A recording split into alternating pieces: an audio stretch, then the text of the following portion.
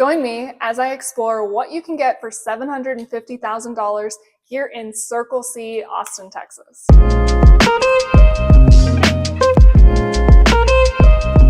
Right now, today, I am in Circle C North, part of Circle C Ranch as a whole, and the $750,000 price range is interesting because finding a home that perfectly fits your budget and all of your needs and wants can be definitely pretty tricky, especially when you're in a neighborhood that is in more high demand. Buyers often have to balance their wish lists with what they can actually afford. In this $750,000 price range, you're quite possibly looking at homes that are a little bit older, maybe in the early 90s or earlier 2000s, but they might have quite a good bit amount of upgrades.